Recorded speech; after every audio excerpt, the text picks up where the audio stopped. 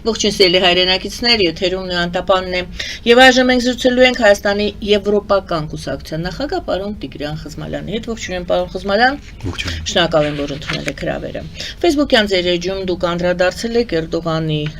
վերջին հայտարարություններին, մասնավորապես այն հայտարարությանը, որում ասվում է, որ Թուրքիայի պատմության մեջ, ես մեջ բերում եմ, Թուրքիայի պատմության մեջ չկա ոչ մի բիծ, ոչ մի տող, որի համար թուրքերը պետք է ամաչեն մարդու կամ ազգի իրավունքների տեսակետից։ Այո, դուք անդրադարձել եք, ես կխնդրեմ, որպեսզի ձեր տեսակետը այսօր եւս ներկայացնեք, բայց ավելացնենք, որ նույնը արդեն ասում է, կարծես թե Ալիևը, նա ասում է, ինչ հայ փախստական այդ իր հայտարարության մեջ Եվրամիության եւ Հայաստանի ուրեմն համատեղ փաստաթղթի հետ կապված արված հայտարարության մեջ փաստորեն ստացվում է, որ Ալիևը ասում է, չկա հայ փախստական, ինչ հայ գերի, չկա այդպիսի հասկացողություն, ինչ միջազգային դատարանների Ադրբեջանի կողմից հայերի դեմ գործած ոչիրների հարցով որոշումներ եւ այսպես ինչն է Էրդողանին եւ Ալիևին վստահությունը շնչում, որ այդ ամենը մոռացվել է կամ կմոռացվի։ Դուք երկու հարց տվեցիք եւ ձեր երկրորդ հարցը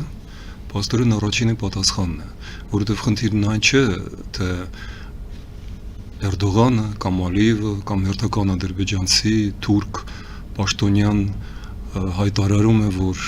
նրանք մաքուր են մարդկության առջև, որ ոչ մի ցեղասպանություն չի եղել, դա մենք լսել ենք 100 տարի։ Եվ աշխարհը միանշանակ էր դրան վերաբերվում, ահա ինչու Թուրքիան 50 տարուց ավել Եվրամիության անդամ չէ, որովհետև հայոց ցեղասպանության ոչ թե բիծը, այլ խարանը դաջված է Թուրքիայի ճակատին, բայց դուք երկրորդ հարցը տվեցիք, ինչ է նրանց հնարավորություն տալիս դա ասելու, եւ սա ամենակարևորն է, եւ դրա պատասխանը ցավոք սրտի այն է, որ հիմա նրանք ասում են դա քաջ գիտակցելով, որ նրանք գոնե Հայաստանից պատասխան չեն ստանալու, որովհետև ստեղծվեց շատ տարօրինակ զավեշտալի մի իրավիճակ, երբ Հայաստանը ներկայացնող պաշտոնյաները այլևս չեն պնդում, որ տեղի է ունեցել ցեղասպանություն 15-21 թվականներին, եւ դրա ապացույցն այն, որ վերջին երկու Միացյալ Նահանգների բարձրաստիճան պատվիրակությունները այցելում են Ծիծեռնակաբերդի հուշագոթող միայնակ որևէ հայ պաշտոնյա այլևս այդ արարողակարգին չի մասնակցում եւ դա այլևս պաշտոնական արարողակարգ չէ։ Ամեն երկրում այսպես թե այնպես ծիսակատարություն է այցելելով բարձրաստիճան պաշտոնյաները հիշատակի եւ հարգանքի տուրք են մատուցում։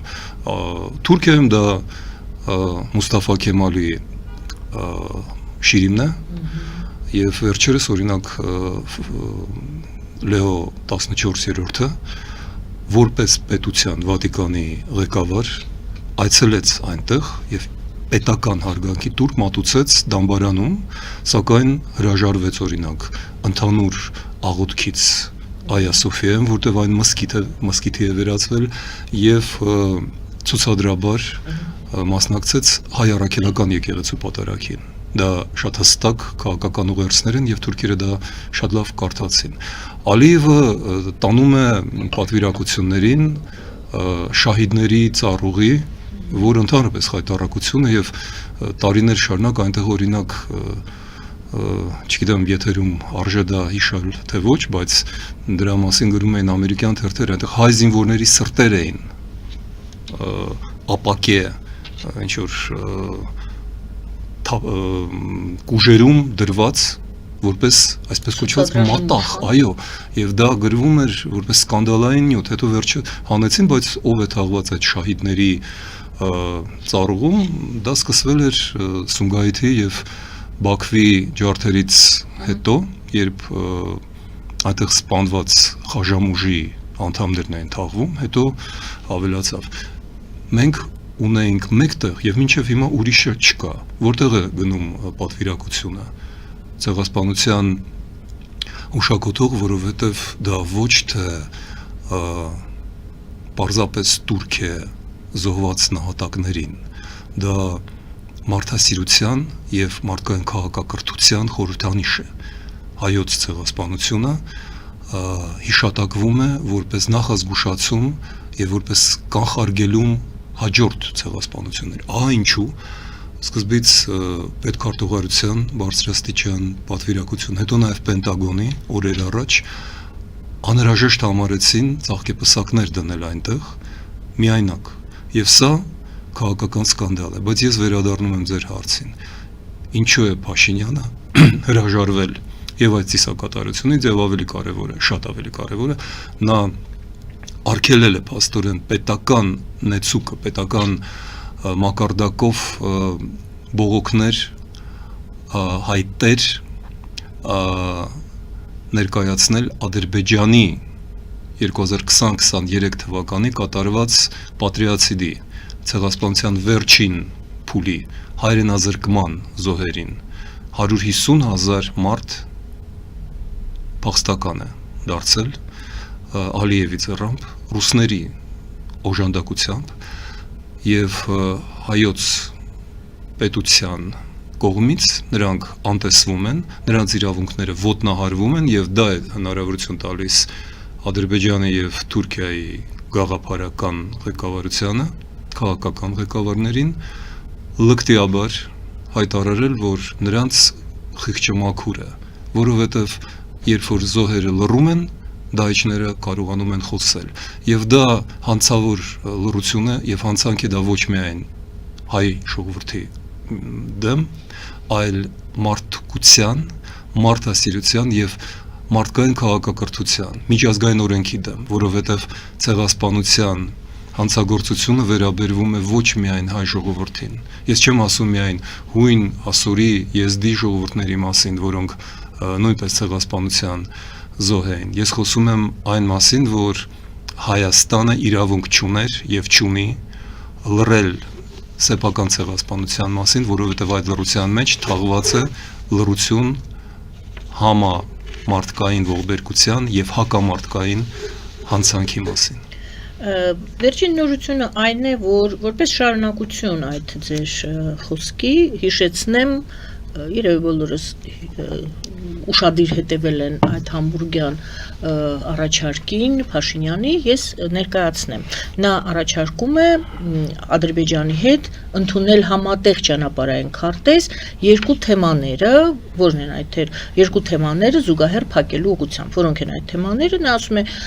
Ադրբեջանը անհասկանալի արևմտյան Ադրբեջան խոսույթ է, եզրույթ է ներկայացնում, բայց մենք էլ առաջարկենք Լեռնային Ղարաբաղի հայերի Լեռնային Ղարաբաղ հայերի վերադարձի հարցը փակել, այդ երկու հարցերը, եկեք մենք Լեռնային Ղարաբաղի հայության հարցը փակենք, վերադարձի հարցը, դուք էլ արևմտյան Ադրբեջան խոսույթը մի առաջ տարեք։ Այստեղից հարց համաձայն եք արդյոք, որ դրանով կկանխվի Ալիևի այդ նախաձեռնությունը կամ նախագիծը Հայաստան ադրբեջանցիների փոխելու, ասեմ 300,000 թիվ են ասում, եթե ոչ ավել, կկանխվի թե ոչ, ինչպես է գնահատում այդ գաղափարը, հրաժարվել այդ հարցից, եւ մենք հիշում ենք այդ Եվրամիություն Հայաստան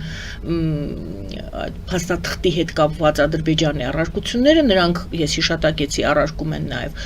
ասում են փախստականներ չկան, նրանք կամովի են դուրս եկել, այսինքն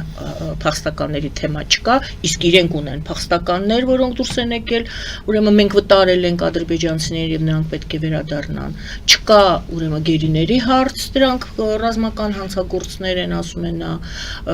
դուք չկան որևիցե միջազգային դատարանների որոշումներ, որոնք պետք է կատարածվեն համաձայն մեր խաղաղության պայմանագրի եւ այլն։ Եվ այսպես, ինչ է առաջարկում Փաշինյանը,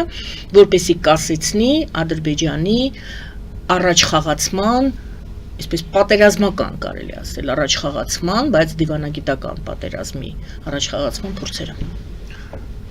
Ես այստեղ երեք մասի կբաժանեմ պատասխանս եւ կփորձեմ հակիրճ բնորոշել այն, ինչ մտածում եմ այդ մասին։ Առաջինը Փաշինյանը եւս մեկ հանցավոր կեղծիք է կատարում այստեղ համաձայնվելով ճիշտը խառնել ստի հետ, որովհետև Արցախը համեմատել ինչ որ կեղծ արևմտյան Ադրբեջանի հետ, դա նույնն է ինչ համեմատել երկարը եւ կանաչը, օրինակ։ Արցախը եղել է միջազգային եւ մնում է միջազգային իրավունքի սուբյեկտ։ Այլապես 30 տարի ամենաբարձր ատյաններում ՄԱԿ-ի կողմից ստեղծված ԵԱՀԿ խումբը, որտեղ մտնում էին Միացյալ Նահանգները, Ֆրանսիան, Բրիտանիան, Ռուսաստանը, այլ երկրներ, չէր գործի եւ իթիվայլ սխալների, հանցավոր սխալների մեծագույն քաղաքական սխալը, իսկ սխալը տալերանի խոսքերով ավելի վտանգավոր է, քան հանցանքը։ Փաշինյանի ամենամեծ սխալն այն է, որ նա համաձայնվեց Ալիևի պահանջին եւ վերացրեց Արցախի հարցով Եվրամիության կողմից ստեղծված ԵԱՀԿ Մինսկի խումբը Արցախի կարգավորման հարցով։ Կրկնում եմ, սա հանցավոր սխալ է։ Ուրեմն որևէ եզրույթ, որը կարող է համեմատել գոյություն ունեցող միջազգային կառույցը, Արցախը, որը իմիջիալոց ստեղծվել էր սովետական միությունում, որը պահպանվում ու պաշտպանվում էր սովետական ստալինյան սահմանադրությամբ, ինչ որ առասպելական կեղծ արևմտյան Ադրբեջանով, դա անհեթեթություն է, դա զավեշտ է, եւ այն որ հայոց վարչապետը համաձայնվում է դրան, սա այլ կերպ կան ինչ որ մի ծրագրի մասնակից լինելը ուրիշ բացատրություն չունի։ Երկրորդը, մենք ասում ենք, որ սա ծրագիր է, այո, ձեր առաջին հարցը վերաբերվում էր Էրդողանի եւ Ալիևի լկտի ստերին, իրենք այդ ստերը դրանք հիմնված են Փաշինյանի եւ նրա քաղաքական թիմի ԿՊ-ի նոր գաղափարախոսությանը։ Այդ գաղափարախոսությունը կոչվում է ռեգիոնալիզմ։ Դա իրականում նոր բան չէ, դա ստեղծվել էր Լևոն Տեր-Պետրոսյանի եւ Ժիրայր Լիպարիցյանի ջանքերով ժամանակին, եւ դա ժամանակին մերժվել էր հայ ժողովրդի կողմից։ Հայ ազատագրական պայքարը եւ Արցախյան շարժումը ուղղված էին դրա դեմ, դրանք ուղղված էին դեպի ժողովրդավարություն եւ Հայաստանը հաղթեց, որովհետեւ ժողովրդավարական երկիր էր, հաղթեց հայ ժողովուրդը, ոչ անգամ հայոց բանակը, որը կներեք 91-94 թվականին գոյություն չուներ։ Ես դա ասում եմ ամբողջ պատասխանատվությամբ, որպես այդ տարիների պատերազմի վկա եւ մասնակից։ Մենք հաղթել ենք Արցախյան դիմադրության, Արցախահայության դիմադրության եւ հայոց կամավորների կողմից ստեղծված ջոկատներով։ Հայոց բանակը 1-2 անգամ էր մասնակցել, կանոնավոր բանակը, եւ պետք է ասեմ, թող դա մեր մեջ մնա, 2 դեպքն էլ եւ Էջմիածնի գունդը եւ Վանաձորի գունդը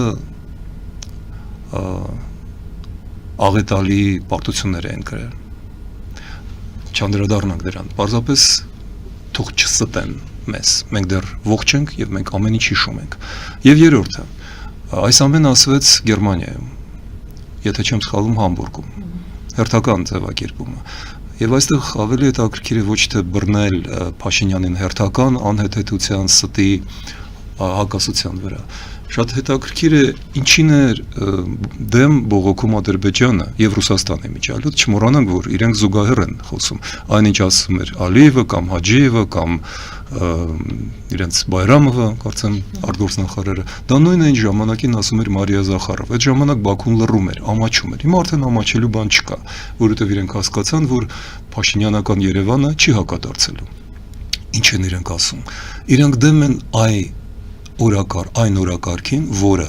Փաշինյանին, Փաշինյանական Հայաստանին առաջարկում է Եվրամիությունը։ Դա 3 հիմնական կետ է։ Արցախահայության իրավունքները, դա ոչ թե մեր, դա եվրոպական ձևակերպումն է։ Նրանց իրավունքները պետք է պաշտպանվեն։ Երկրորդը դա հիշատակվեց Եվրադիտորդների առաքելության ներկայությունն է Հայաստանում։ Եվ դա, ասեմ ձեզ, եվրոպական տեսակետն է, ոչ թե ամերիկյան, ոչ ռուսական, ոչ ադրբեջանական, դա հենց Եվրոպայի տեսակետն է եւ դա վերջին եթե թույլ տաք փրկության օղակն է, որը դեռ եւս լողում է մեր ջրերում։ եւ դրանից էլ է Փաշինյանը պատրաստ արդեն նա հայտարարել է, որ հրաժարվելու է 26 թվականին։ Պարզապես մի փոքր հետաձգում է, որ ընտրություններից առաջ նրա եվրոիմիտացիան, կեղծ եվրամետությունը, որը միանգամայն կեղծ է, այդքան վառ չերևա։ Եվ երրորդը դա այն օրենքն է, որը նախաձեռնել ենք մենք Հայաստանի Եվրոպական կուսակցությունը եւ որը դարձավ օրենք նախաձեռնությունից երկու այլ կուսակցությունների եւ մի շարք ՀԿ-ների օգնությամբ։ Դա Հայաստանի Եվրամիություն անդամակցության մասին, ինչպես այնտեղ գրված է, գործընթացի մեկնարկի մասին օրենք է, որը 9-րդ ամիսն է, որ չի գործում, չի կիրառվում, չի աշխատում։ Դա սառեցված է։ Իրականում մի բան է Հայաստանում սառեցված, ոչ թե ՀԱՊԿ-ի կամ ԵՀՏՄ-ի անդամակցությունը, այլ սառեցված է օրենքը։ Եվ սա մեծագույն ողբերգություն է եւ Եվրոպան դա տեսնում է։ Եվրոպան ապտակներ չի բաժանում, որովհետեւ հասկանում է, որ կարող է լինել ավելի մեծ վնաս, քան օգուտ այդ ամեն ինչից, բայց այդ կեղծիքը հասկացվում է Եվրոպայում եւ ես պետք է ասեմ, որ ամեն ինչ անում եմ եւ Եվրոպայում եւ Երևանից, որպեսզի եվրոպական դիվանագետները, Եվրամիությունը ոչ մի պատրանք այդ մասին չունենա։ Մենք ուղիղ ասում ենք, որ այո, Փաշինյանական ԿՊ-ն, իշխանությունը հիմա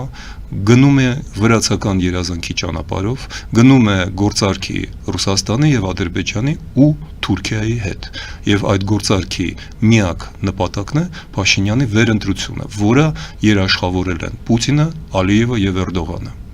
Սա է ամբողջ այսպես կոչված պոլիշինելի գաղտնիքը, որը իրականում ոչ ոքի համար գաղտնիք չէ։ Մեկ եվրոպացիների հետ զրույցում դա եք ասում, իմաստը որն է դա ասելու իրենց։ Որպեսզի Եվրոպան պատրանքներ չունենա եւ չփորձի օգնել այդ վերընտրությանը, որովհետեւ մենք վստահ ենք, Փաշինյանը չի տանում Հայաստանը դեպի Եվրոպա։ Փաշինյանը իզուր չէ, որ ես բերում եմ վրացական օրինակը։ Վրացիները մինչև հիմա պնդում են, որ իրենք պատրաստվում են գնալ Եվրոպա։ Իրենք մինչև հիմա կախած պահում են Եվրոմիության դրոշները։ Սահմանի վրա Վրաստանի դրոշը Եվրոպական միության դրոշի կողքն է։ Բայց դա ոչ ոքի չի խաբում, չէ՞, եվրոպացիները հրաժարվում են անգամ շփվել վրացական կառավարության հետ։ Այստեղ մի հարց կվերադառնամ, դուք ասում եք ռեգիոնալիզմն է Հայաստանի, ընտրել Հայաստանը, կվերադառնանք այդ Ես չեմ ռեգիոնալիզմին։ ասում, դա Փաշինյանն է ասում։ Փաշինյանն է ասում, կուզենայի որ բացեք այդ եւ ռեգիոնալիզմ կոնցեպտի իմաստը, որպեսզի պարզ լինի։ Սա հիշենք, ես գրանցեցի, բայց շարունակենք։ Իսկ չեք կարծում արդյոք կամ կարծում եք արդյոք որ եթե առաջ խոսքը գնում էր արևմուտք, դե բոլորս արդեն հասկանում ենք, որ Միացյալ Արևմուտք էինք ասում, հիմա Եվրոպան առանձին է, Միացյալ Նահանգները առանձին են, եւ Վրաստանի օրինակը որ բերեցիք, վերջին հայտարարությունները Վրաստանի կարծեմ նրանց խորհրդարանի նախագահն էր ասում էր Բրյուսելը քանդվում է, եվրոպացիները քանդվում են, նրանք արդեն իրենց խնդիրների մեջ խեղդվում են, այ Միացյալ Նահանգները, դա ուժ է Միացյալ Նահանգների հետ է պետք աշխատել։ Գուցե այդպիսի տրանսֆորմացիա է տեղի ունեցել նաև դեռ չարտահայտված նաև Հայաստանում, մերժել եվրոպական ուղղությունը, բայց ուղղվել դեպի Թրամփը, Թրամփի ուղի, Միացյալ Նահանգներ եւ այլն։ Նման խոսակցություններ կային դեռ Թրամփի առաջին իշխանական ժամկետի օրոք մինչև 20 թվականը, 16-20 թվականին, եւ ես հիշեցնեմ, որ կային քաղաքական ուժեր, որոնք պնդում են, որ Հայաստանին պետք չէ Եվրամիության անդամակցությունը, բավական է սահմանափակվել, կա այդպիսի մի բանաձև, հիմա արդեն չի գործում, բայց կար ժամանակին ոչ ՆԱՏՕ-ի անդամ Միացյալ Նահանգների դաշնակից։ Եվ ես նման դեպքերում բերում էի Աֆղանստանի օրինակը, որը ուներ այդ կարգավիճակը։ Այդ կարգավիճակը ՆԱՏՕ, ոչ ՆԱՏՕ անդամ։ Այո, դուք ասիք Միացյալ Նահանգների դաշնակից։ ՆԱՏՕ-ի։ Ոչ ՆԱՏՕ-ի անդամ Միացյալ Նահանգների դաշնակից։ Դա հենց ամերիկյան ձևակերպում էր, NMA կարծեմ, non-NATO member major lie, այդպես էր ամերիկացիները սիրում են հապավումները, եւ ես պնդում եմ, որ պետք չէ Իսրայելի հետ համեմատել։ Մենք չենք ներկայացնում Իսրայելի պես կարևորություն Միացյալ Նահանգների հետ։ Մենք ավելի շատ նման ենք այս դեպքում Աֆղանստանի հետ, որտեղ Ամերիկան որոշ ժամանակ ահռելի վիթխարի մեծ գումարներ էր ներդնում, փորձելով բարեփոխել երկիրը, խոսքը գնում է առնվազն $1 տրիլիոն մասին, սարսափելի մեծ գումար է։ Ինֆրաստրուկտուրան կառուցեցին հիվանդանոցներ, համալսարաններ, կամուրջներ, կոյուղի եւ այլն։ Աֆղանցիները հրաժարվեցին այդ ամեն ինչից եւ բոլորս հիշում ենք թե ինչպես էր Միացյալ Նահանգները հեռանում Կաբուլից։ Դա կարելի է համեմատել միայն Վիետնամից հեռանալու այն խայտառակ պատկերներին։ Եվ ես այն ժամանակ ասում էի, չի կարելի կապել մեր երկրի ու ազգի ճակատագիրը փոփոխվող Միացյալ Նահանգների քաղաքականության հետ եւ Վիլսոնի օրինակն է բերում, որը ամեն ինչ արեց Հայաստանի համար, բայց պարտվեց ընտրություններում եւ հաջորդ նախագահ Միացյալ Նահանգների կարծեմ Հարդինգը ասել էր America First, Թրամփից առաջ 100 տարի առաջ դա ասվել էր եւ դա իմիջիալոց բերեց Միացյալ Նահանգներին մեկուսացմանը եւ ֆինանսական կործանմանը 29 թվականի այսպես կոչված մեծ դեպրեսիայի ժամանակ։ Հիմա Միացյալ Նահանգները անում են նույնը, բայց մեզ համար պետք չէ 1920 թվականը օրինակ բերել, բերենք 2020 թվականը։ Եվ այն աղետը, որը կատարվեց Արցախում, կատարվել էր Թրամփի օրոք։ Եվ ես հետո 5 տարի շարունակ ասում եմ, դուք լուրջ եք, Թրամփի հետ եք ուզում կապել 24 թվականից հետո։ Այդ օրինակ դուք բերում եք եւ հակակշիռ օրինակ են բերում, ասում են երկրորդ եւ երրորդ համանախագահները այդ եւ Մինսկի խմբի Միացյալ Նահանգները եւ Ֆրանսիան, Եվրամիությունը ուր էր 2020 թվականին։ Դուք եկեք չմտնենք այս խոսակցության։ Բայց կան 4 փաստեր, քանի որ դուք հիշատակեցիք, ես մեկ նախադասությամբ հիշեցնեմ։ 2020 թվականի պատերազմի օրերին, հոկտեմբերին Ֆրանսիան նախաձեռնել էր ՄԱԿ-ի անվտանգության խորհրդի նիստ, պահանջելով ՄԱԿ-ի որոշումը կանգնեցնել պատերազմը, մտցնել այնտեղ միջազգային խաղապահներին եւ երկու երկիր վետո դրեցին, Միացյալ Նահանգները ձեռնպահ մնացին, իսկ վետո դրեց Ռուսաստանը եւ Չինաստանը։ Ֆրանսիան չկարողացավ դա անել։ Ֆրանսիան վերջին փորձն արեց, առաջարկեց Երևանին ճանաչել Արցախի հանրապետությունը։ Մոսկվայի ճնշման տակ Երևանը հրաժարվեց, խնդրեց չճանաչել Արցախը։ Դա 2020 թվականին։ Դուք սա ներկայացնում եք, որ ապացուցեք կամ բերեք այն որ Եվրոպան գործել է, ինչ որ բան փորձել է։ Եվրոպան հիմա էլ է գործում։ Ահա ինչու Եվրոպան փաստորեն կրկնում է այն թեզերը, իմիջիալոց Եվրոպական կուսակցությունը Հայաստանի, որը ես ներկայացնում եմ, Եվրոպան հենց այս 3 թեզերն էր ներկայացրել որպես մեր անհամաձայնության կետերը եւ այդ կետերը հիմա դարձել են Եվրոպայի պաշտոնական տեսակետը Հայաստանի հետ խոսելուց։ Նորից թվարկեք այդ 3 կետերը։ Արցախահայության իրավունքները, միջազգային իրավունքները, այսինքն չներել պատրիացիդը, իրենք ունեն իրավունքներ։ Երկրորդը, ոչ մի դեպքում դուրս չբերել եվրոպական դիտորդներին, որոնք մեր անվտանգության վերջին միջազգային երաշխիքն են, եւ երրորդը օր առաջ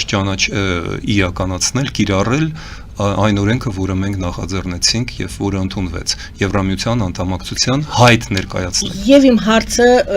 հարցս նրա մասին էր, որ Եվրոպայից թույլ տեսնում են կամ արձանագրում են, որ Եվրոպան թույլ է այժմ, դե Ուկրաինայի հետ կապված հարցերն էլ ենք հիշում, Եվրոպան թույլ է եւ պետք է գնալ ոչ թե հիմա Եվրոպայի հետ, այլ Միացյալ Նահանգների հետ, դուք ինչ եք ասում, այդպիսի քաղաքականություն կարող է մենք տեսնենք, որ այդ ուղղությամբ է գնում Վրաստանը, այդ ուղղությամբ է ուզում գնալ Հայաստանը։ Նախ Վրաստանը այդ ուղղությամբ փորձում է գնալ, պետք է ասել, որ Վրաստանը 7 ամսվա ընթացքում եւ նախորդ տարիների ընթացքում անգամ չէր կարող որևէ կոնտակտ իրականացնել Միացյալ Նահանգների վարչակազմի հետ։ Վարչակազմը առաջին էր, որ կոշտ մերժեց Վրաստանի հետ որևէ հարաբերություններ եւ պետք է ասեմ, գիտեմ դա ներքին աղբյուրներից, որ վրացիները մեր դեսպանատան միջոցով Վաշինգտոնում խնդրում էին, որ կազմակերպվի հանդիպում նոր ադմինիստրացիա հետ, բայց քանի որ մեր դեսպանատունը նույնպես չուներ եւ հազիվ հիմա ինչ որ կոնտակտներ սկսեց ձեռք բերել, Հայաստանն էլ չկարողացավ վրացիներին օգնել, այսինքն այդ խոսակցությունը միանգամայն իմաստազուրկ է։ Արդյոք Ամերիկան պատրաստվում է օգնել Հայաստանին։ Հիշենք, որ օրեր առաջ Միացյալ Նահանգները հրապարակեցին նոր ռազմավարական տեսլականը, որտեղ Միացյալ Նահանգները մերժում են իր ավանդական դաշնակցային պարտականությունները Եվրոպայի, Թայվանի, Ճապոնիայի, Կանադայի վերաբերյալ։ Ուրեմն ինչ որ մեկ Հայաստանում լուրջ կարծում է, որ թողած Եվրոպային, Կանադային Հայաստանին են օգնելու Թրամփի վարչակազմի անդամները, Թրամփի զորքերը, դա ծիծաղելի է։ Եվ երկրորդը, Եվրոպան քանդվում է։ Եվրոպայի քանդման մասին մենք լսել ենք մեր ամբողջ կյանքի ընթացքում, 100 տարի առաջ Օսկար Շպենգլերն գիրք էր գրել Եվրոպայի մայրամուտը։ Եվրոպան իր 500 միլիոն բնակչությամբ եւ Գերմանիայի, Ֆրանսիայի, Իտալիայի պես, հիմա արդեն Լեհաստանի պես արագ զարգացող երկրներով, գիտեք, ասել, որ այդ երկիրը կամ կներեք, չնայած որ հիմա իրենք նաև առաջարկում են էլի հին մի առաջարկ սեղանի վրա դրված է ֆեդերատիվ Եվրոպա, այսինքն Եվրոպայի Միացյալ Նահանգների գաղափարն է հիմա առաջ գալիս։ Դա էլ է բավական հին, Լենինը ժամանակին գրել էր այդ մասին փոքրիկ գրքույկ Եվրոպայի Միացյալ Նահանգների կարգախոսի մասին, այսինքն այստեղ ոչ մի նոր բան չկա, բայց եթե Եվրոպան զարգանում է կես տոկոս կամ 1%, համեմատել դա Հայաստանի 4% հետ, պարզապես զավեշտ է, որովհետև Հայաստանի այդ 4%-ը դա 12 եւ 14 միլիարդ դոլարի մասին է, իսկ միայն Գերմանիան միայն այս 5 տարվա մեջ 1 տրիլիոն դոլար պատրաստվում է ծախսել միայն բանակը նորոգելու մասին, այսինքն ինչի մասին է խոսքը գնում։ Խոսքը գնում է այն մասին, որ ավարտեմ միտքս, բայց կարծում եմ կարևոր դա վերլուծություն է, որի մասին առանձին պետք է խոսել։ Աշխարհում ստեղծվում են նոր բլոկեր, նոր դաշինքներ։ Միացյալ Նահանգները մեկուսանում են եւ կենտրոնանում են Հարավային Ամերիկայի վրա եւ Խաղաղ օվկիանոսի Հավայան կղզիներ, որոշ այլ երկրներ, Ֆիլիպիններ, Ինդոնեզիա, իրենց ազդեցությունը դա նույնպես նոր բան չէ, դա կոչվում է Մոնրոյի դոկտրինը։ Դա 20-րդ դարում որոշ ժամանակ Ամերիկան միայն Ամերիկայի համար, դա հենց Հարդինգի ժամանակ 20-ական թվականների տապալված միջալոց դոկտրին էր, որը փոխեց արդեն Ֆրանկլին Դելանո Ռուզվելտը փոխելով սահմանադրությունը եւ թույլ տալով, որ Ամերիկան միջամտի իր սահմաններից դուրս պատերազմները, դա երկրորդ համաշխարհային պատերազմն էր։ Երկրորդ հսկայական դաշինքը դա Չինաստանի գլխավորությամբ ասիական դաշինքն է եւ կարծում եմ, որ կենտրոնական Ասիայի երկրները, որքան էլ իրենք հիմա սիրախաղեր չանեն Միացյալ Նահանգների հետ, չեն կարողանա խուսափել Չինաստանի հզոր ազդեցությունից, ինչպես նաեւ հարավ-արևելյան Ասիան, Թայլանդը, Կամբոջան, Վիետնամը, այլ երկրներ։ Երրորդ հզորագույն դաշինքը դա Եվրամիությունն է։ Կա եւ չորրորդը, որը ստեղծվում է մեր աչքի առաջ եւ ցավոք սրտի Հայաստանի ուղիղ մասնակցությամբ, դա Թուրանն է։ Թուրքիան կրկին վերադարձավ իր այդ ցնորքին, Թուրքիա եւ Թուրքեստան, կենտրոնական Ասիան դարձնել մի տնտեսական եւ ռազմաքաղաքական դաշինք։ Կարծում եմ դա չի ստացվի նախ եւ առաջ Չինաստանի պատճառով, այո, բայց Չինաստանը շատ զգույշ է եւ հիմա ցույց չի տալիս որևէ նշույլ այդ մասին, բայց Հայաստանն է, Փաշինյանն է, որ թույլ տվեց այդ դաշինքի ստեղծման կարևորագույն մի քայլն անել։ Դա այն է, ինչ թուրքերը անվանում են Զանգեզուրի միջանցք։ Բայց այդտեղ պետք է հիշատակել, որ Զանգեզուրի միջանցք դուք ասում եք թուրքերն են կոչում, այժմ կոչվում է Թրամփի միջանցք, այսինքն Միացյալ Նահանգներն են ոնց որ թե ինչ որ մասնակցություն ունեն այդ կապող որպես օղակ լինելու կամ միջոց լինելու Թուրանը, եթե Թուրանը այդտեղով եք տեսնում։ Ես չգիտեմ հայտնի է դա Հայաստանում թե չէ, բայց Բաքվում տարիներ շարունակ կա Թրամփի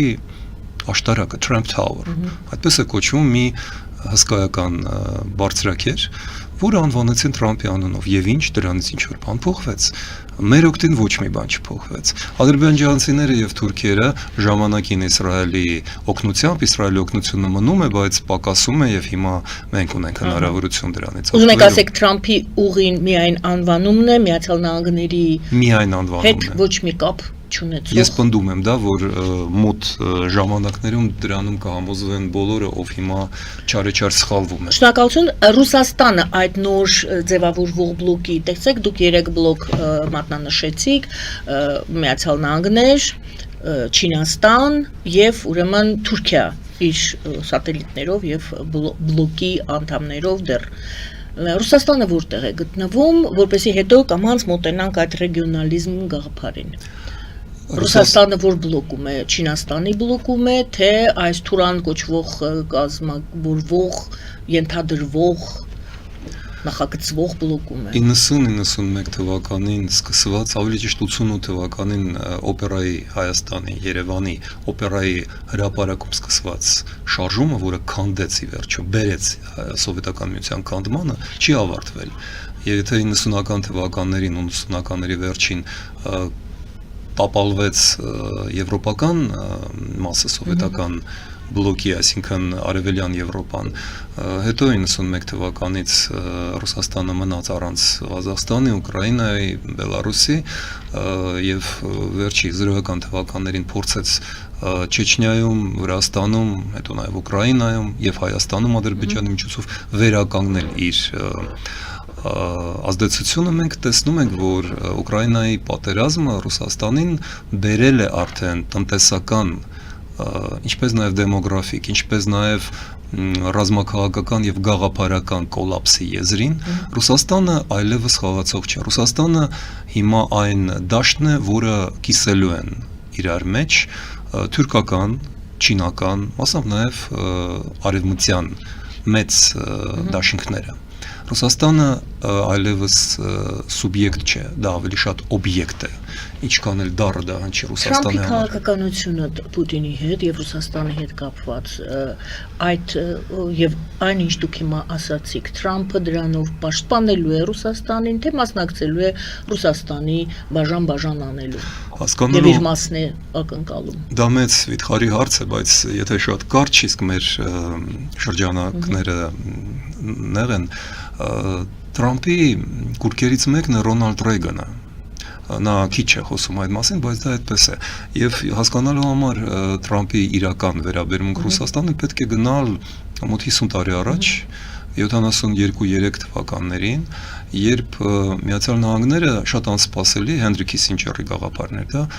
կնքեցին դաշինք Չինաստանի, կոմունիստական Չինաստանի հետ սովետական միության դեմ։ Այսպես կոչված պինգ-պոնգ դիվանագիտության շնորհիվ։ Բայց այն ժամանակ Չինաստանը այսօրվա Չինաստանը չէր։ Իհարկե։ Այս ուժը եւ մեծությունը սովետական միությունն էլ այսօրվա Ռուսաստանը չէ։ Միացյալ Նահանգները հզորացան, չպակասեց նրանց հզորությունը, բայց նրանց ներսում հիմա շատ մեծ ճգնաժամ է հասունանում ֆինանսական նախ եւ առաջ։ Բայց վերադառնամ ինչ է անում Թրամփը։ Եթե 50 տարի առաջ Ռեյգանը ու Քիսինջերը արեցին փաստորեն այդ շատ էքստրավագանտ մի հնարք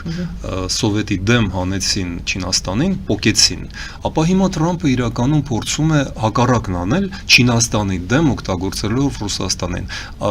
Թրամփ-Պուտին այսպես կոչված սիրախաղը իրականում ունի շատ հստակ տնտեսական նպատակ։ Միացյալ Նահանգները բաց իրենց ռազմավարական, տնտեսական նախ եւ առաջ մրցակից են դիտում ոչ թե սովետական միությունը կամ Ռուսաստանը, այլևս Ռուսաստանը, որի տնտեսությունը 1-2 Միացյալ Նահանգների, այսինքն Թեքսասի եւ Կալիֆոռնիայի ներքին բյուջետներից փոքր է։ Միայն Նյու Յորքի բյուջետը $1 տրիլիոն է։ Դա նման է Ռուսաստանի ամբողջ բյուջետին։ Այդպես որ Ռուսաստանը մրցակից չէ, մրցակիցը Չինաստանն է եւ Չինաստանի դեմ օգտագործել Ռուսաստանը ժամանակավոր, դա Թրամփի փորձն է։ Կհաջողվի թե չէ, դժվար է ասել, կարծում եմ չի հաջողվի, որովհետեւ Ռուսաստանը հակված է Չինաստանի վասալը դառնալ։ Դա է ռուսական վերնախավի Դուգինի, Կարագանովի, ինչ որտեղ նաև Պուտինի բաց խոսույթը։ Այսինքն հարելու է դեպի Չինաստանի ստեղծվող բլոկը, ոչ թե Թուրքիայի Թուրանը։ Ոչ, 2007-10 թվականների ընթացքում Ռուսաստանը որոշել էր դեպի արևելք եւ հարավ գնալ, միաժամանակ փորձելով եւ Թուրքիան եւ Չինաստանը։ Այդ երկուսը իրար հետ կապելով Չինաստանը, Ռուսաստանի միջոցով կապելով Թուրքիայի հետ, բայց թուրքերը ինչպես միշտ խաբեցին, չինացիներն էլ են խաբելու իհարկե, բայց չինացիները դա այդքան բացեիբաց եւ արագ չեն անում, իրենք շատ համբերատար են։ Իսկ թուրքերը շտապում են եւ կարծում եմ հերթական անգամ կարճ վերելքից հետո իրանք տապալվելու են, բայց այդ կարճ վերելքը տևելու է տարիներ եւ այդ տարիների ընթացքում Հայաստանը կործանվելու է, ինչպես 1920 թվականին կործանվեց մեր երկիրը ռուս-թուրքական ցնորք հանդիսացող սիրավեպի պատճառով։ Հիմա մենք տեսնում ենք նույնը եւ միակ ելքը դուրս գալ այդ պատանդի կարգավիճակից եւ մտնել Եվրամիություն։ Ահա ինչու է մեր անհամաձայնությունը։ Եվ ռուս-թուրքական ցնորք ասելով դուք նկատի ունեք այն ռեգիոնալիզմ գաղափարախոսությունը, որը վարում է Փաշինյանը։ Այո, ճիշտ հասկացա։ Այո, շատ պարզ մի գաղափար կար եւ մենք 2010, 11, 12 թվականին ասում ենք դա ցույցեր ենք անում 2019-20 թվականներին ասելով որ եթե եւ երբ որ Ռուսաստանը դուրս է գալու այստեղից իսկ դա անխուսափելի է տեղը մտնելու են թուրքերը եթե Հայաստանը չբերի այստեղ եվրոպացիներին եւ Եվրոպան դա շատ լավ հասկացավ եւ մտավ այստեղ հյուսիս հարավով դիտորդներով առաջարկներով Վրաստանով եւ ահա ինչին է դեմ հիմա Մոսկվան, Բաքուն եւ Անկարան Եվ փաստորեն Փաշինյանը եթե հանկարծ Փաշինյանը դուրք տա Ալիևի պահանջները։ Նա արդեն տվել է այդ турքը եւ նա ստացել է երաշխիքներ, որ Ալիևը իրեն օգնելու է Էրդողանն էլ վերընտրվելու ինչպես։ Շատ կոնկրետ բաներ ասեմ։ Ալիևը խոստացել է չբարձրացնել անկլավների հարցը, որովհետեւ իրենք արդեն որոշել են, որ Տիգրանաշենը լինելու է Քյարքի, իսկ ոսկեպարը Ասկիփարը։ Ահա ինչու Փաշինյանը հանկարծ ասեց Արցվաշենը լինելու է հայկական։ Սա ծիծաղելի է փոխարինել ռազմավարական երկու ճանապարհները դեպի Իրան եւ Սյունիք եւ դեպի Վրաստան։ Ինչ որ մի փոքրիկ անկլավով, որտեղ ոչ մի հայ չի գնա Ադրբեջանի խորքում, սա նույնն է ինչ խոսել Արցախի եւ Արևմտյան Ադրբեջանի գաղափարների փոխանակման մասին։ Երկրորդը թուրքերը գիտեք մտրակի եւ գազարի կամ կարկանդակի քաղաքականություն են վարում, ասում են մենք կբացենք սահմանը երբ կես տարուց, այսինքն ընտրություններից առաջ։ Սա է նույնպես։ Այո, իրենք այսինքն դրանով փորձելու են օգնել Փաշինյանին, որ նա ասի, տեսեք ժողովուրդ, ես խաղաղություն եմ ապահովել, ես սահման եմ բացել, այն որ դա ընդհանրապես Ռիբենտրոպի խաղաղությունն է, որը 38 թվականին ասաց, ես բերեցի ձեզ խաղաղություն, իսկ 1 տարի անց սկսվեց երկրորդ համաշխարհային պատերազմը։ Շնորհակալ եմ Գովազդենիք։ Հայտարարում եթերում սիրելի հայրենակիցներ, մնացեք մեզ հետ, վերադառնալու ենք, շարունակելու ենք զրույցը պարոն Տիգրան Խզմալյանի հետ։ Գովազդի եթերում։ Ֆելիչե ժամանակակից ատամնաբուժական կլինիկա։ Այստեղ հարմարավետությունն ու խնամքն առաջնային են։ Այստեղ կիրառվում են ատամնաբուժական ամենաժամանակակից տեխնոլոգիաներ, ճշգրիտ ախտորոշում, արդյունավետ բուժում, նուրբ փորձառություն եւ անհատական մոտեցում։ Սկսած սովորական մանրուքներից մինչև առաջադեմ ընթացակարգեր, այստեղ դուք գտնվում եք բարձր որակավորում ունեցող եւ փորձառու ատամնաբուժական մասնագետների ձեռքերում։ Մեր բարեկամական եւ հյուրընկալ անձնակազմն այստեղ է յուրաքանչյուր այցը հաճելի դարձնելու համար։ Ֆելիչե, ձեր առողջ եւ ամենաերջանիկ շպիտը սկսվում է այստեղից։ Եկեք եւ բացահայտեք նորարարության փորձագիտության եւ կարեկցանքի կատարյալ համադրությունը։ Վաճառվում է գերմանական հնաոճ դաշնամուր 1892 թվականի արտադրության ֆոն Մուրբախ, գտնվում է գերազանց վիճակում, կինը 15000 ԱՄՆ դոլար։ Հեռախոսահամար 094 115 310։ Երևան շիփինգ, սենսացիա ստեղ, հա։ Այո, ճիշտ եք եկել։ Սանդրոցներ Երևան ուղարկելը $2.99 օթանավով։ Այո։ Իսկ եթե դոլար ուղարկես, դոլար ստանան։ Այո, Իսկ որ տանեն տուն հասցնեն, էլի մի տոկոս, հա։ 2%։ Երասը ծրի է, էլի։ Ժողովուրդ սենսացիա, ծրի է։ Նորդ Հոլիվուդ Գլենդել։ Ջաքփաթ հագուստի խանութը երկրորդ մասնաճյուղն է բացել Գլենդելի սրտում, որտեղ կարող եք ձեռք բերել եվրոպական եւ ամերիկյան ընտիր հագուստեղեն, կոշկեղեն, աքսեսուարներ, պայուսակներ ամենահարմար արժեքներով։ Նաեւ կարող եք ցանկացած ապրանք պատվիրել եւ ձեռք բերել կարճ ժամանակում։ Ջաքփաթի Գլենդելի հասցեն է 1135 North Pacific Avenue, հեռախոս 818 813 2252 Ջաքփաթ հագուստի լավագույն կենտրոնը Գլենդելում։ 60-ից ավելի ճանաչված եվրոպական բրենդների ինքնատիպ, չկրկնվող եւ մատչելի ընտրանին Fortuna Home and Country House խանութ սրահում։ Նորավոճ սպասք եւ կահույք հորեկա բնագավառի համար, տեքստիլ տնտեսական ապրանքներ, ամեն ինչ գեղեցիկ կյանքի համար։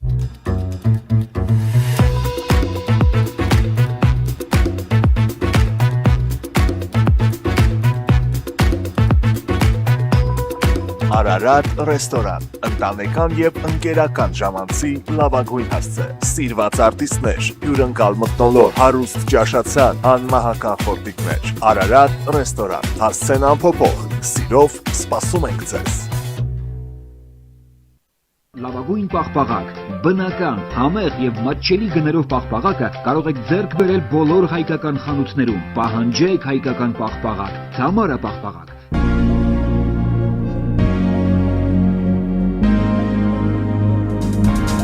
Տպագրեք ձեր գիրքը Նոյան տապան տպագրատանը, ինչպես նաև թերթեր, ամսագրեր, բուկլետներ եւ այլն։ Հասցեն քաղաք Երևան, Իսահակյան 28 առաջին հարկ։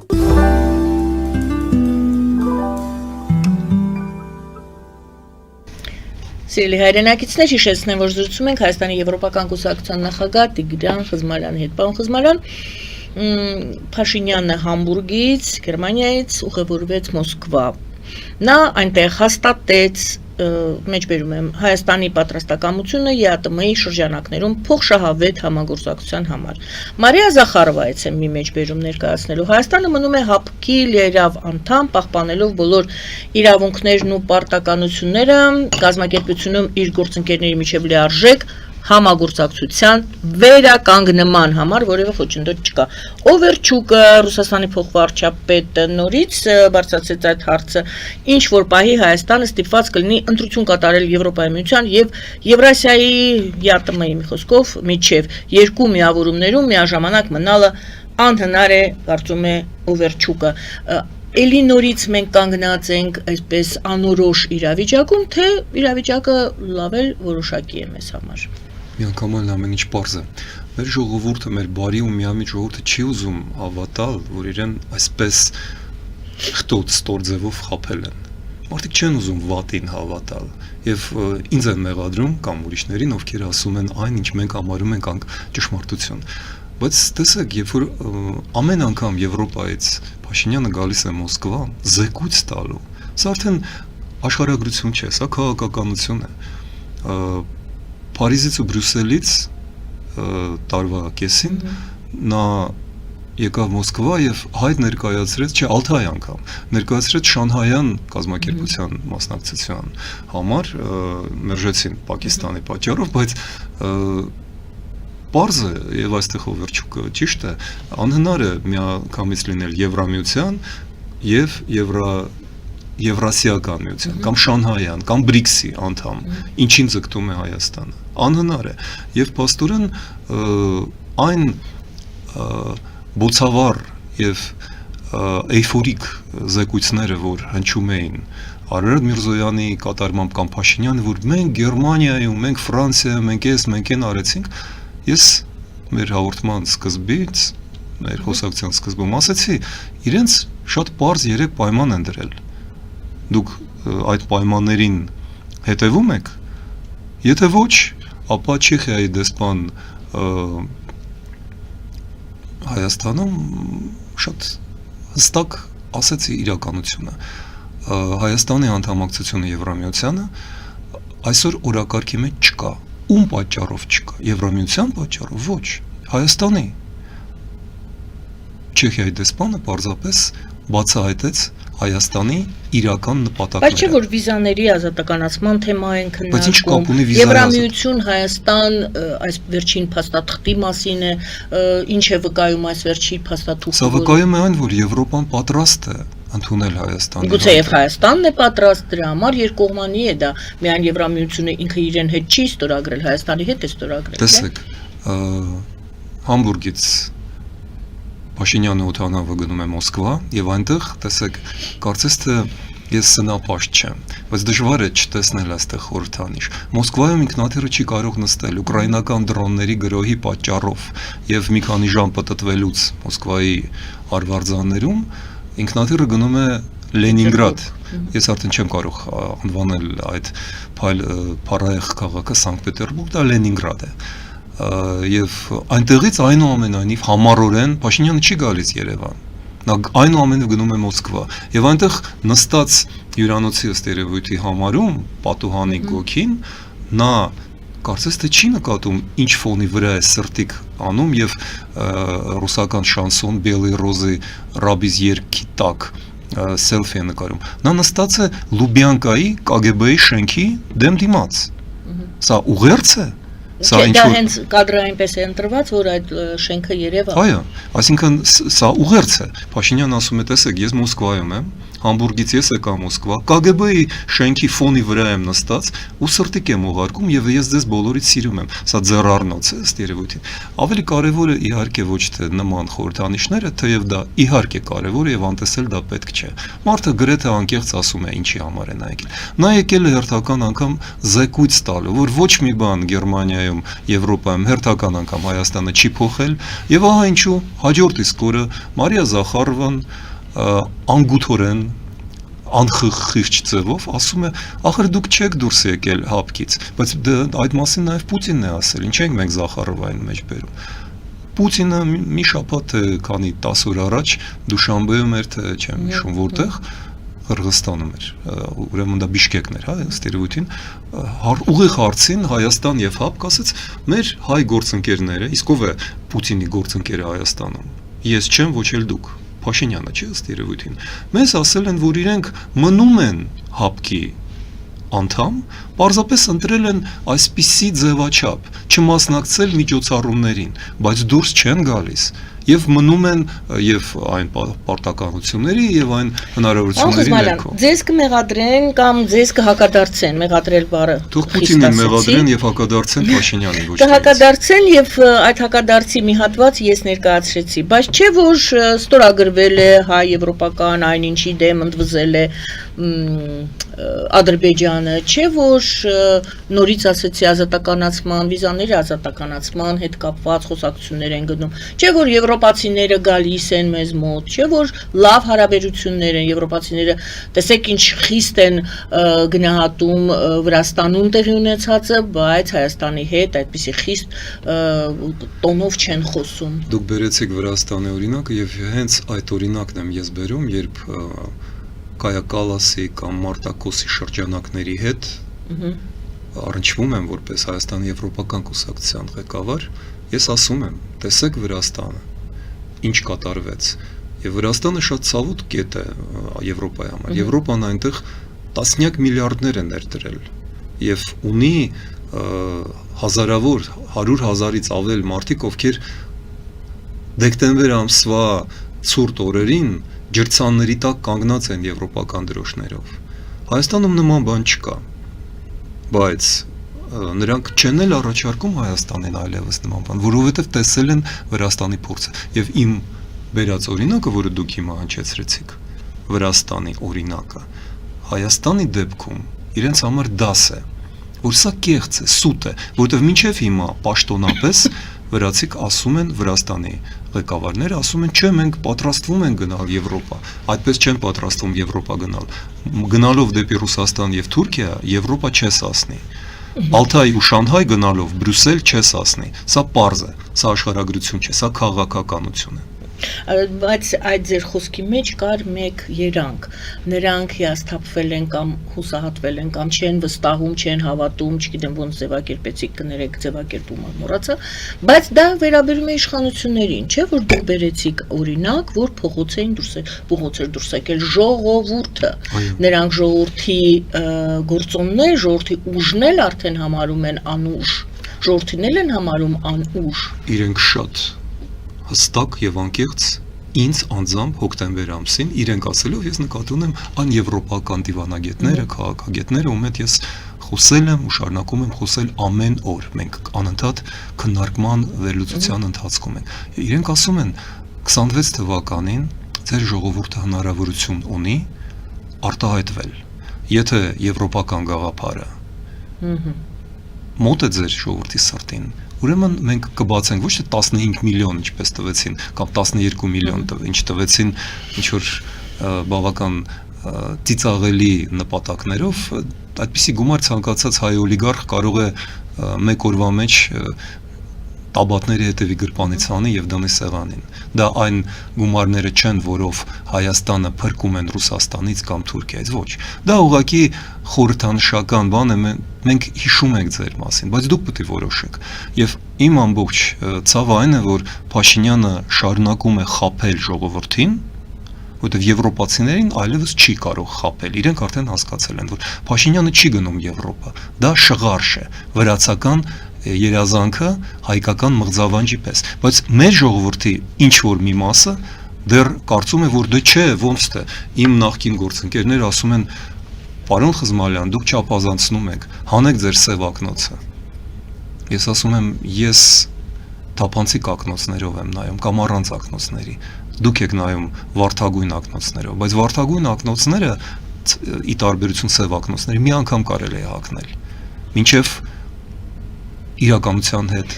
Այսինքն դուք այս ամբողջ process-ը կապում եք ընտրություններին եւ ասում եք Եվրոմիությունը իր խոսքը կասի կամ իր գնահատականը վերջնական իրեն համար պարզ կդառնա ամեն ինչը ընտրությունների ավարտին, այսինքն արդյունքներից ելնելով։ Այդպիսին է ասում եք դուք։ Այդպիսին ես չեմ դա ասում։ Դա այն է, ինչ Փաշինյանն է անդադ ասում կամ ՄԱԿ-ի ամբիոնից։ Ում ձեռքին է ներող կներեք, ես գիտեմ ձեր պատասխանը, բայց հարցը պետք է հնչի։ Ում ձեռքին է այն դրոշը, այն ջահը, որով նա ընտրություններին մասնակցելու է եւ որի շուրջ հավաքվելու է ժողովուրդը, որը բեկանելու է կամ այսօր, այսպես կամ չեմ ասում, այսօր խորհրդարանում ներկայացված ուժերի նույն հարաբերակցությունը։ Տեսնում եք դուք տալիս եք ամենակարևոր հարցը եւ սկսում եք մի մեծ նոր խոսակցություն։ Սա արդեն վերաբերվում է մեր ներքին քաղաքականության։ Նկատեք, որ մենք մինչեւ այս պահը խոսում ենք միայն արտաքին քաղաքականությունից, բայց իրականում ամեն ինչ ներսում է լուծվում։ Եվ որpիսի այդ ջահը, այդ դրոշը չլինի որևէ մեկի ձեռքին, ինչ է անում իշխանությունը։ Նա անում է ամենասարսափելի բանը, ինչ կարող է անել որևէ իշխանություն իր երկրում։ Նա պահում է երկիրը եւ ազգը, հասարակությունը անընդմեջ քաղաքացիական պատերազմի իրավիճակում, պառակտելով, ատելություն սերմանելով, անվստահություն, կոմպրոմատներ, շանտաժ, կեղծիքներ, գաղտնալսումներ, խայտառակ պորնոգրաֆիկ բանի հասնող խոսույթներ գցելով բոլորը բոլորի դեմ, որpիսի ոչ մեկը չկարողանա գլուխ բարձրացնել այդ ամենօրյա ցավից, այդ ամենօրյա ճնշման ներքո, ահա ինչու շատ դժվար է, բայց մենք պարտավոր ենք անել այն, ինչ պարտավոր ենք անել, եւ ինչ լինի թող լինի։ Ինձ համար, մեր տեսակի համար, մեր սերնդի համար, սա միգուցե վերջին կռիվն է լինելու, մեր վերջին ճակատամարտը, որովհետեւ մենք հասել ենք այն եզրին, երբ ասել եմ դա մեծ ցավով ու ելի եմ ասում, եթե 21 թվականին ստեղծված իրավիճակը, այդ ստատուս կվոն, որը պահպանվում է, մնա 26 թվականին, այսինքն Փաշինյանը եւ պրոռուսական կուսակցությունները իրար մեջ բաժանեն երկիրը եւ մնան այդ ռեգիոնալ ռուսա-թուրքա-ադրբեջանական ակցիաներում, այդ թակարդում, եւ Հայաստանը չգնա Եվրոպա։ Հայերը կգնան Եվրոպա առանց Հայաստանի։ Ինչպես, դա գեղեցիկ խոսքեր են։ Ոչ, ահա ինչու բացվելու է սահմանը Թուրքիայի հետ, բացվելու են վիզաները, դրա համար են պահում, որ դժգոհները,